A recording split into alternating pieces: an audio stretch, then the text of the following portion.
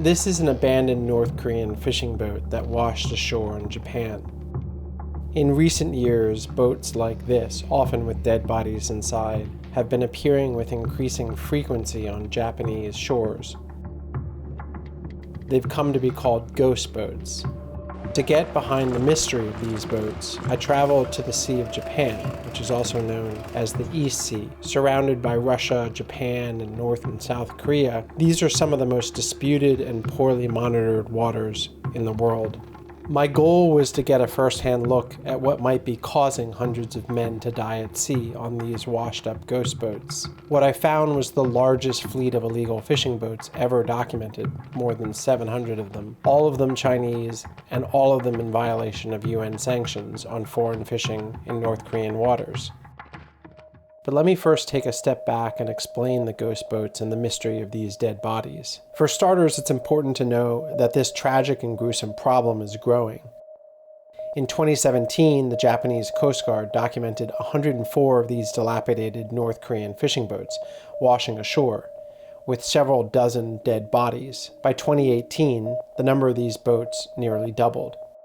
The little I could tell from government reports is that these North Korean men seem to have been battered by typhoons or stranded by engine failure, and eventually they were dying from starvation, hypothermia, or dehydration. To the extent that we know anything about these mysterious deaths and their ghost boats, it's much thanks to a nonprofit research group called Global Fishing Watch, which specializes in satellite technology and artificial intelligence. In 2018, Global Fishing Watch teamed up with a group of academics from South Korea and Japan to use satellite data in creative new ways, and they figured out that this huge armada of Chinese boats was fishing in North Korean waters. This discovery partly explains why the squid stock in these waters has dropped more than 70% in recent years. This rusty flotilla of industrial squidders, which makes up roughly a third of China's distant water fleet, is also likely displacing the smaller wooden North Korean boats. The presence of these industrial Chinese boats is really a big deal because in 2017, the UN Security Council unanimously signed sanctions forbidding foreign fishing in North Korean waters. This means China, which signed these sanctions, is flagrantly violating them. Meanwhile, the amount of squid that these industrial illegal boats are pulling out of the water is colossal, about 220,000 tons a year. That's more squid than Japan and South Korea fish in any given year. Documenting the presence of these illegal boats was not easy. They're relatively invisible to on-land authorities because they turn off their transponders. However, Global Fishing Watch used satellites in new ways. As recently as about 5 years ago, we really had essentially no idea who was fishing where in the world's oceans. Many of the world's fishing vessels are required to transmit their positions, but actually that's a choice that a captain makes. So while he's required to keep it on, he can flip that thing off. And so we think of these vessels as the dark fleet.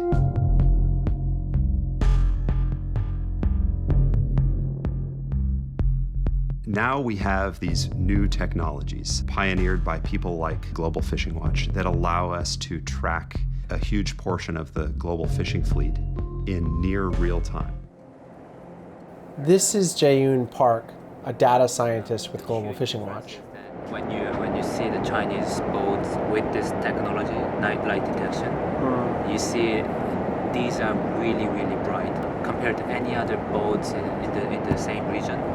These are the most brightest. While most fishing boats become invisible when they turn off their transponders, many squid boats use really bright lights to fish at night. Global Fishing Watch used specialized satellites that spot lights from space, and that's how they were able to track this fleet. The theory that Park and his team of researchers developed is that this industrial illegal flotilla from China was displacing hundreds of smaller, local, wooden North Korean boats, pushing them further out to sea where the fishermen on board were getting stuck and sometimes dying. But as convincing as Global Fishing Watch's data was, I wanted to see the Chinese fleet with my own eyes. I wanted to see them illegally entering North Korean waters.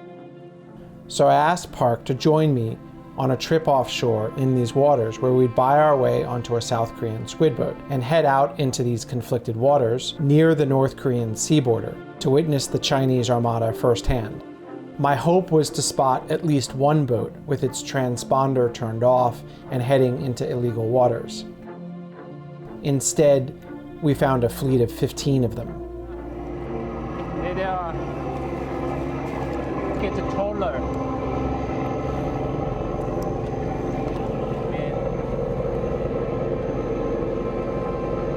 Given the shape of the boat, I think it's a trawler. After we spotted the boats, we took down their names and key information. But when we tried to fly a drone to get a closer look, one of the Chinese boats abruptly changed course and began driving directly at us.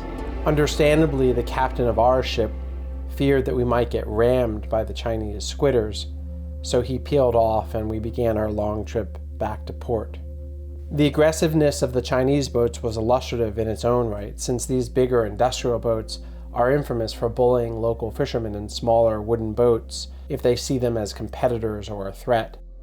In South Korea, local authorities say the influx of Chinese boats is a serious problem, not just for the potential of violence, but also because they're a major driver in the sharp decline in the squid stock in these waters. Yeah. You can step up there and I'll hand stuff up too. To better understand this perspective, I went to an island called Yuling, which is a tiny spit of land, part of South Korea, located in the middle of the East Sea, not far from the North Korean sea border. The fishermen on this island depend entirely on the squid stock. I talked to the mayor of the island, and he said that when storms arrive, Chinese boats, sometimes armadas of them of more than 200 vessels at a time, show up looking for safe harbor. The port on Yuling is built for maybe 24 boats. So when these 200 industrial vessels show up, they ransack the piers, they dump oil and trash, they allow their anchors to drag up shallow pipes. The mayor said that no Western reporters have ever visited his island, and he emphasized that the world needs to know what's happening here. As I left Yuling Island and then South Korea, I was struck that while there is true optimism in what Global Fishing Watch accomplished in revealing this illegal fleet, there's also a reminder in this story of the extent of lawlessness at sea. Yes, in the era of drones, big data, and satellites, there are clever new ways to police the oceans. But there's also flagrant violations of the rules, in this case, on a scale never before seen. And the dead bodies and disappearing squid stocks we see on the East Sea are just further proof that laws are only as good as their enforcement.